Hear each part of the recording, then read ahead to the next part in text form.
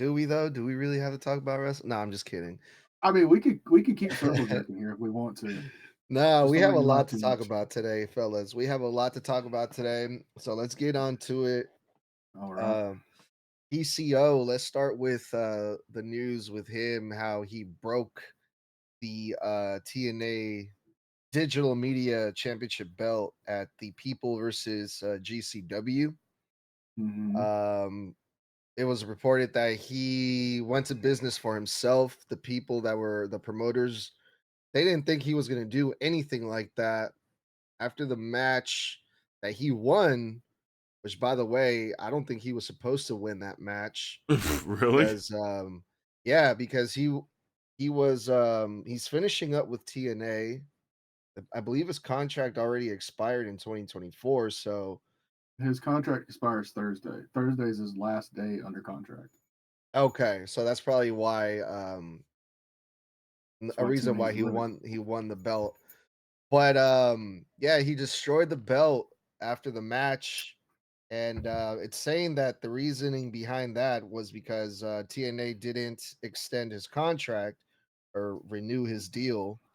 So it Mm-hmm. pissed a lot of people off, including the people in TNA. Then recently today was reported that that was a replica belt, at least according to TNA, the sources close to PCO. It wasn't, it was the real belt. Um, so yeah, PCO not happy with with his exit with from TNA. How do you guys feel about these actions by PCO? Is he really is he the digital media champion? Yeah. Okay. Mm-hmm. I didn't know if that was the case. Yeah, I mean it's disrespectful as fuck. I mean, because really, who would know PCO without TNA? Mm-hmm. Um, so like I don't dig going into business with yourself. I think it's a bad look. I agree with that. And the thing about whether it was a replica belt or if it was the legit belt, that really doesn't make a difference in this situation, at least for me. It's the symbolism behind what he did to it. Um, I understand being pissed off that your contract's not being renewed or extended or whatever. But in this particular case, there was a better way to handle this. And I don't know if he was just trying to show off to see if GCW will give him a shot, which I think other than Nick Gage, nobody's really under contract with GCW. It's just like a very big independent show. It's basically a handshake by date deal. Um, I'll tell you this right now: as talented as he is, as over as he is, me being a promoter or a booker, that would sour me on him. Yeah. You're going to do that to the company that gave you a platform to really show your talent, and because they chose not to have your services any further, you're having a fucking hissy fit. Yeah. Yeah, that doesn't sit well with me. So yeah, on this one, I'm usually cool with the anti-authority shit, but when I saw this, and then when I saw him try to cut some kind of fucking pipe bomb promo, and they cut the fucking live feed right then and there, I knew something was up. Um, yeah, I'm kind of disappointed in him because he's been in this business longer than a lot of people's been alive, and this is the example you want to set. Like, what if that was your last outing, so to speak? What was the last time you're ever going to be on a show anywhere? You basically showed everybody that you were a fucking 3-year-old child having a fucking meltdown. Yeah. It's a bad look. It's a bad look.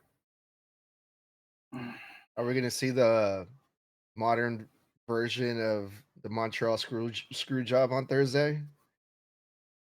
That's even if they allow him to go to the tapings. I mean, they might just do a thing where they just strip him because of his actions. It's not the first time something like that's happened. Yeah. I mean, if he went into business for himself Sunday at a show that wasn't even under TNA. If you're at TNA and you pull something like that, I don't know, that's just one of those things where if it was me, if it was my decision, I'd just tell him to stay the fuck home with that broke ass title and, you know, sit out your last day on contract. Yeah. But that's just me. That's probably what I would have done too. Yep. I'm interested to see what's going to happen now. I kind of want to tune in and see what they say about that. Do you have the channel TNA comes on? No, but I can get it. Might Oh, have look to. at him. He's flexing over there. I learned from the best, Draven. With your big Netflix account. Yeah. Yo, I heard that shit's about to go up again because of WWE. Oh God. Look, if it is, I don't pay for it anyway. I don't care. So, major flex. Fair. Right on. Anything else? I think that's pretty much everything that's going on with PCO. Other than his contract, I believe his last day is actually this Thursday. It is this Thursday. I don't have anything else on PCO, but real quick, at the GCW show this past weekend, there was a match between Effie and Alley Cats, and Alley broke her leg in 2 places. So I just want to real quick, send out, thoughts and prayers out to her, her friends, her family, all that good stuff, and hope for a speedy recovery. Yeah. I hate watching shit like that, dude. That video came up on my feed and I just scrolled right through past it. I can't do it. Yeah, it was fucking gnarly. I ain't gonna lie, it was fucking gnarly, and it was one of those things where it was a 1 in a million thing that it would have happened, and it just happened to be that. Who was she facing? Effie. Effie and Alley. Okay. Like, was it like that time that fucking Dante Martin broke his leg when it was like fucking literally snapped in half at the shin, or like? Yes. It's pretty much the same injury. Yeah, man. It's just how Effie's leg was angled and how her leg was caught up under it. Like, literally, it was just a freak accident. Yeah. Crazy. Speedy recovery, y'all. Absolutely. Yeah, I spoke to Effie earlier today via social media messaging because we're still pretty tight. And he just said that, she's just going to be out for 8-10 months and she's handling it the best she can.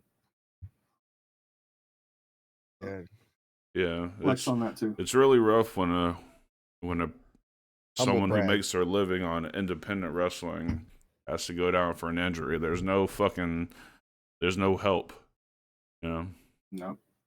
Luckily she does do some voice acting on the side, so hopefully that can at least sustain her for the time being.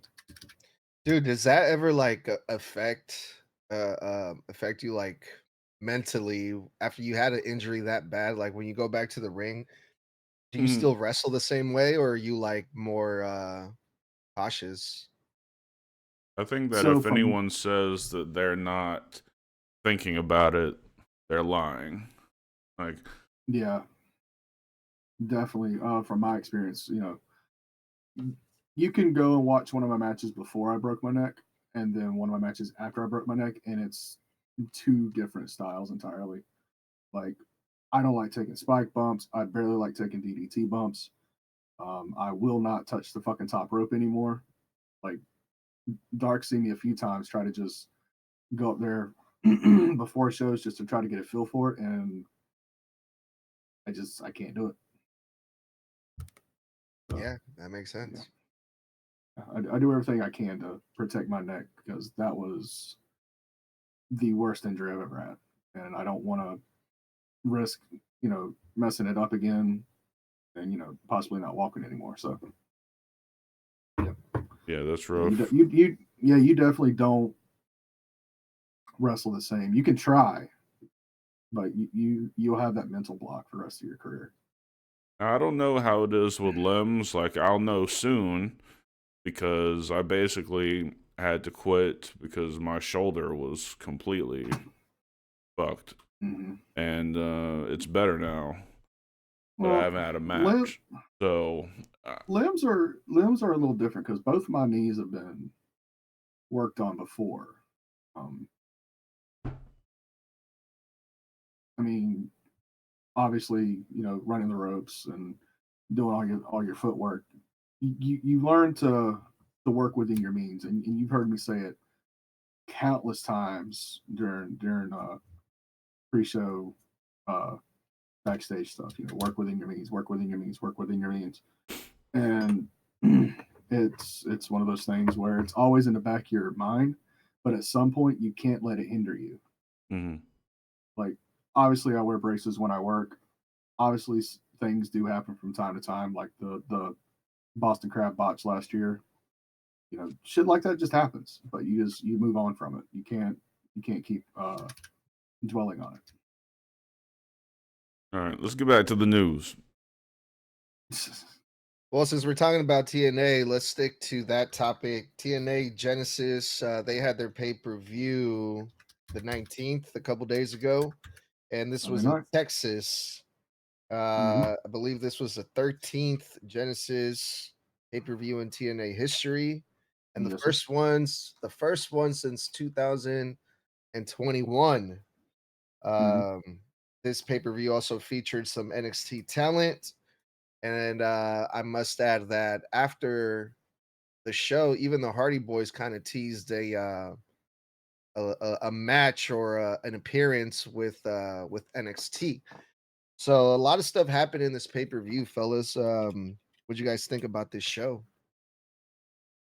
I enjoyed it.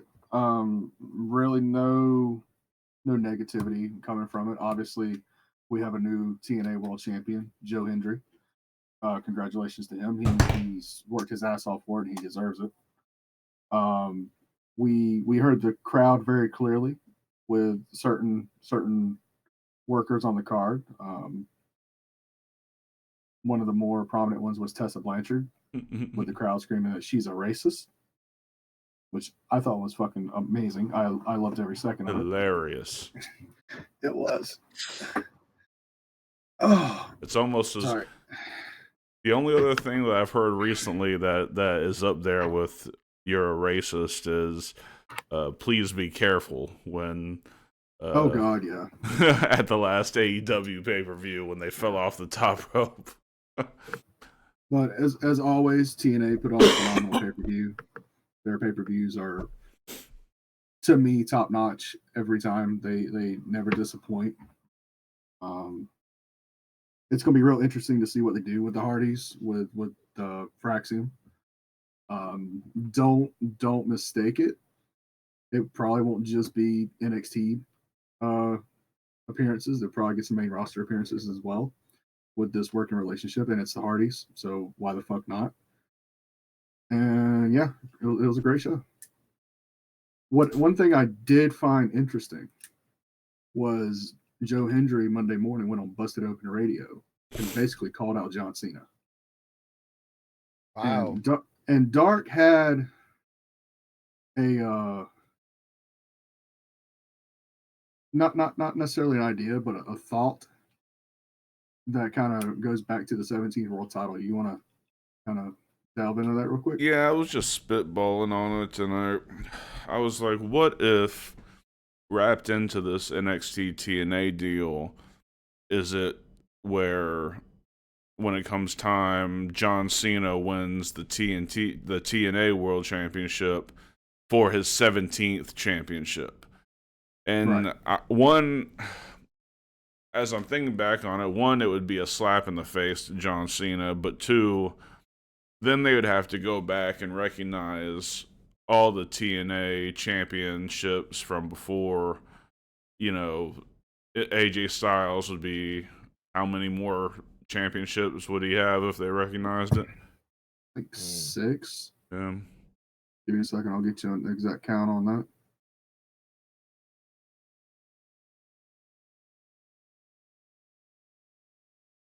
But while you're looking that up, what do you guys think in the sense that can you really envision somebody coming in from TNA winning an NXT or WWE belt. I can see it happening the other way. I can see a WWE guy winning a TNA belt, but I just can't see NXT. Like, I don't see the Fed saying that TNA wrestlers can be champions in the WWE brand. So here's my thought on that. For it to be like a legitimate working partnership, you can't have one without the other. You can't have your cake and eat it too. This is a situation where if TNA and NXT is on equal ground, equal footing, and they're pushing TNA like they're on NXT TV, there's gonna have to be some TNA talent that goes up there and say wins the North American Championship. That says wins the NXT Tag Team Champion.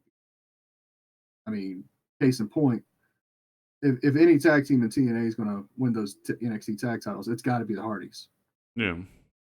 Because let's face it, that will elevate those titles even more than what they already are.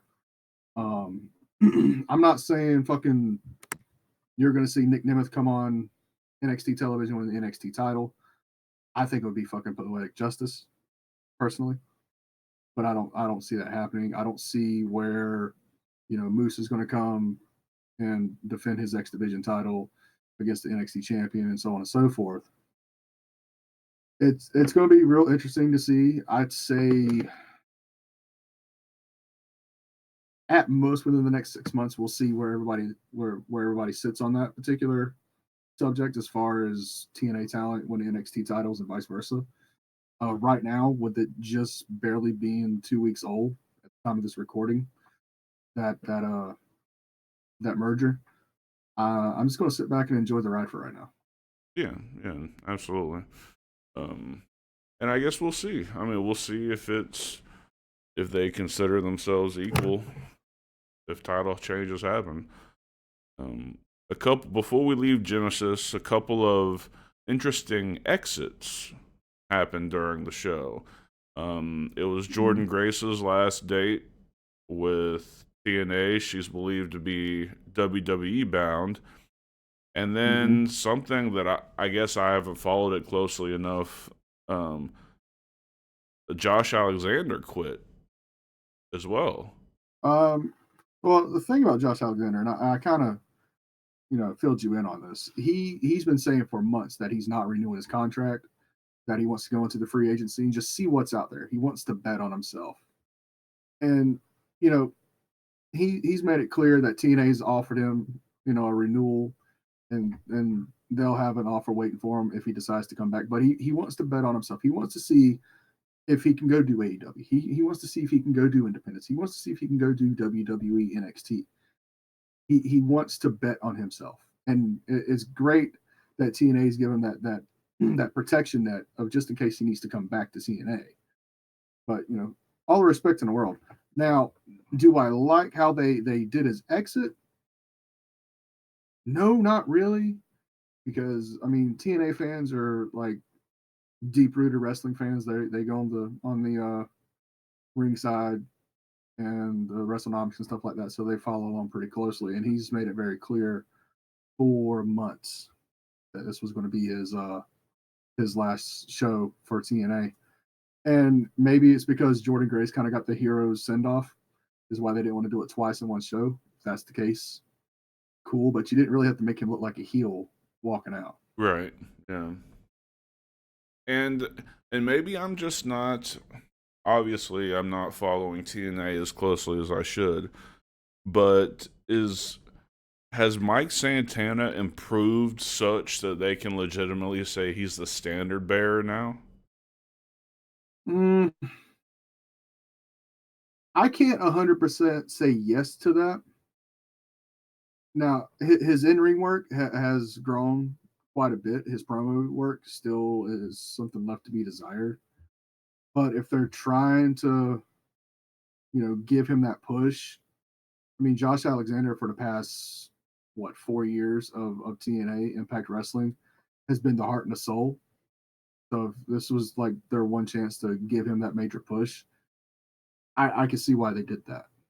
Yeah. All right. Any final thoughts, Edgar? Now when it comes to TNA, I think and the partnership with NXT, I think there's more freedom in NXT. I mean, we almost saw Joe Hendry win the NXT title. So I think it's a possibility for TNA talent to win at least the NXT championship belt. Um I'm hopeful for that. I think that would be really cool. And it'll put a lot more eyes on TNA, I think. Or not, well, maybe some of the people that watch NXT would tune into TNA. Um, I know I probably will just to see what happens with that. So I think it's a huge possibility, but I'm surprised to hear And about yeah. and who's to say with this merger with NXT and TNA that we're not going to see a couple of surprise entrants in the Rumble this year? Oh, sure. I expect that'll I happen. mean, I mean, you know, TNA champion Joe Hendry shows up number 17 in the Rumble. I'm not saying that's going to happen. I'm not saying that's his number if he's even in it. But that's going to kind of perk up some eyes to the main brand to go look at TNA as well. Oh, I think it's a huge deal for TNA. Absolutely.